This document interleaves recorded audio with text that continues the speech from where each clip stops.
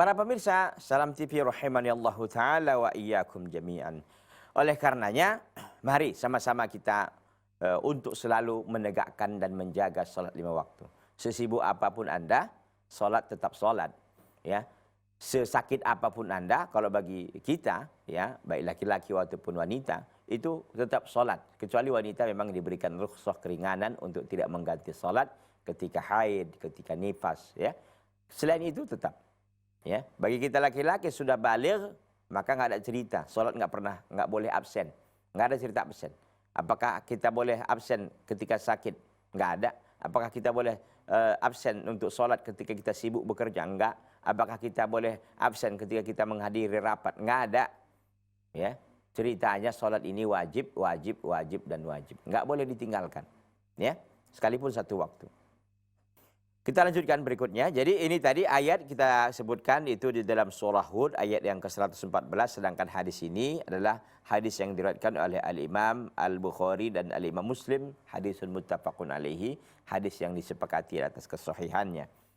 Kita lanjutkan. Wa an Abi Hurairah radhiyallahu anhu anna Rasulullah sallallahu alaihi wasallam qaal. Dari sahabat Abu Hurairah radhiyallahu taala anhu bahwa Rasulullah sallallahu alaihi wasallam berkata. Ini lagi-lagi dari jalan sahabat, dari jalur sahabat Abu Hurairah. Semoga Allah meridhoinya. Anna Rasulullah sallallahu alaihi wasallam, bahwa Rasulullah sallallahu alaihi wasallam berkata, apa kata beliau? As-salawatul khamsu wal jumu'atu ilal jumu'ati kaffaratun lima bainahunna ma lam tughshal kabair.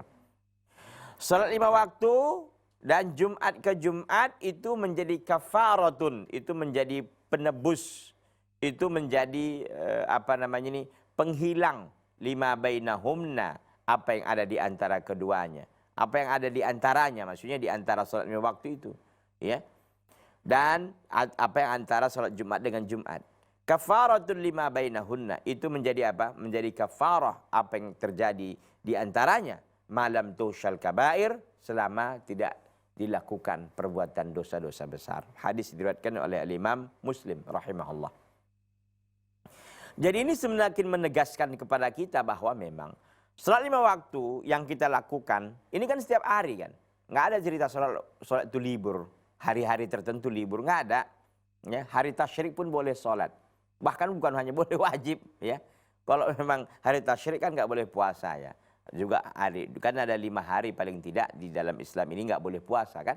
Pertama hari 1 Syawal, yaitu Idul Fitri. Kemudian Idul Adha 10 Dzul Hijjah. Kemudian ditambah hari tasyriknya 11, 12 dan 13. Nah, itu haram hukumnya kita berpuasa. Tapi kalau sholat enggak terus. Ya.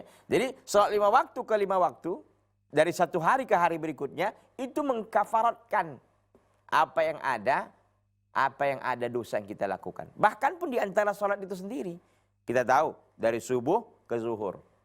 Maka itu akan bisa menghilangkan dosa-dosa yang ada kita lakukan. Dari subuh sampai zuhur kita melakukan perbuatan dosa. Ketika kita sholat subuh, sholat zuhur, insyaallah ta'ala Allah akan hapuskan dosa-dosa kita tadi. Begitu juga sebaliknya. Dari zuhur ke asar ini kan ada interval waktu ini. Ya, bisa 2 jam atau mungkin 2 jam setengah barangkali gitu kan. Nah, itu juga bahkan 3 jam itu memberikan apa? Ketika kita dosa dan maksiat dilakukan di situ, yang dosa-dosa kecil ya, itu kan dihapuskan dengan sholat kita asar tadi. Begitu juga asar ke maghrib. Nah itu kan juga jeda waktu 2 jam atau mungkin 2 jam setengah gitu kan. Itu juga bisa apa? Itu juga bisa mengkafaratkan, menghapuskan dosa-dosa kecil yang kita lakukan. Dan juga maghrib dan isya. Di antara maghrib dan isya kita melakukan perbuatan dosa bisa dihilangkan dengan itu. Dan ini juga kenapa? Dari isya ke subuh.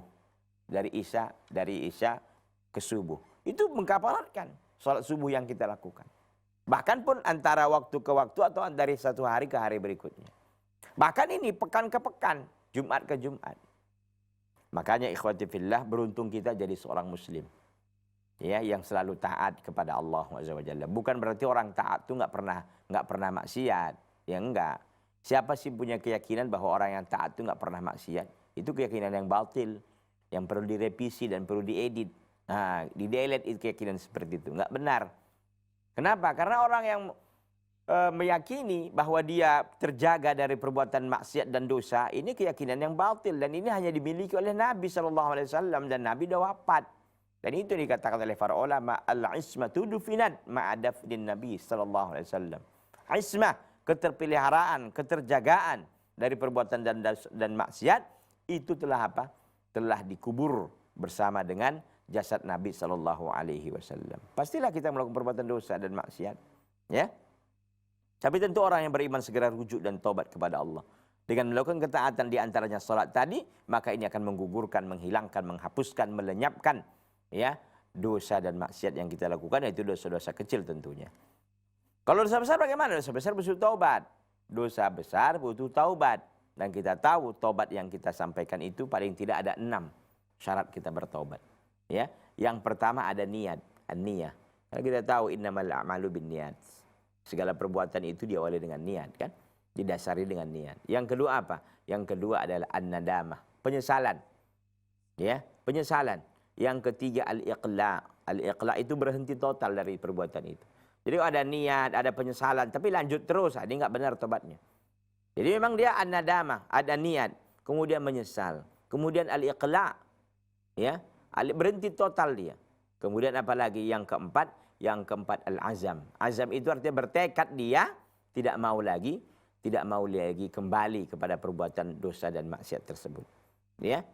Kemudian yang kelima adalah jika ini berkaitan dengan orang lain, hak anak Adam harus segera dikembalikan.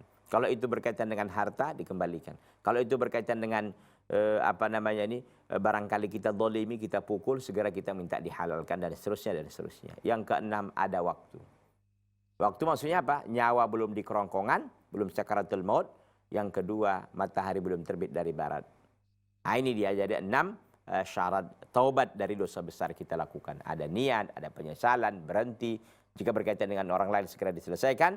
Yang kelima itu masalah berkaitan dengan orang lain segera kita selesaikan. Yang keenam ada waktu. Ya, saya ulang sekali lagi, ada 6 syarat kita bertaubat. Dari dosa besar tentunya. Ada niat, ada penyesalan, ya. Kemudian ada iqla, berhenti total. Yang keempat itu azam, bercita-cita tidak melakukannya lagi. Yang kelima adalah berkaitan dengan manusia, ya, hak-hak anak Adam segera kita tunaikan, segera kita bayarkan. Kalau itu harta, segera kita minta halalkan. Ya, kalau itu berkaitan dengan yang lainnya. Yang keenam ada waktu, yaitu nyawa belum di kerongkongan atau matahari belum terbit dari barat. Jadi ikhwati fillah azani Allah taala wa iyyakum jami'an, para pemirsa Salam Tip yang berbahagia, tentu hadis-hadis seperti ini memotivasi kita, ya, dan juga memberikan kita harapan bahwa ternyata sebesar apapun dosa dan maksiat kita itu mudah-mudahan diampuni oleh Allah SWT. Kalau dosa-dosa kecil otomatis akan hilang sendiri dengan kita imbangi dengan ketaatan-ketaatan. Kalau itu dosa besar kita rujuk dan tobat kepada Allah Subhanahu wa taala. Kita lanjutkan. Wa an Utsman bin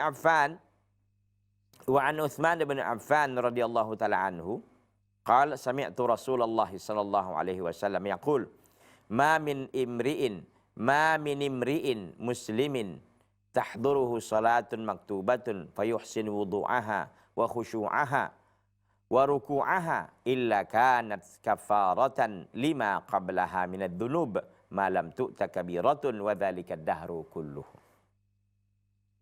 Dari Utsman bin Affan. Utsman bin Affan adalah salah seorang sahabat yang mulia dan dia dijamin surga oleh Nabi sallallahu alaihi wasallam.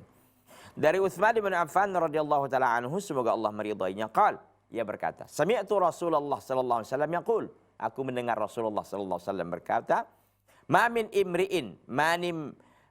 imri'in, tidak ada seorang pun muslim yang dia menghadiri salat 5 waktu, fayuhsinu wudu'aha, dia memperbagus wudu'nya, wa khusyu'ah, dan kekhusyu'annya dalam salatnya, wa ruku'ah, dan bagus dalam rukuknya, illa kanat kafaratan lima qablaha minad dunub, kecuali salat itu menjadi kafarah, menjadi penebus, ya, terhadap apa yang sebelum dia lakukan. Sebelum salat dia lakukan apa saja pun minad dunub, dari dosa-dosa.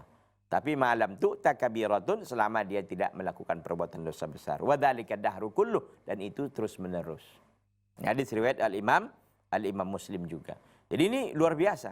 Jadi kalau orang yang benar-benar menghadiri salat, ya, salat 5 waktu, dia berhadir untuk melakukan salat berjamaah, dia membaguskan wuduknya, ya, khusyuk dalam salatnya, dan dia bagus dalam rukuknya, kecuali itu menjadi kafarat apa yang ada dari dosa-dosa yang dilakukan. Malam tu'ta kabirah, selama belum dilakukan atau diperbuat dosa-dosa yang besar, dan itu selama-lamanya. Baik para pemirsa, rahimani Allahu ta'ala wa iyyakum jami'an.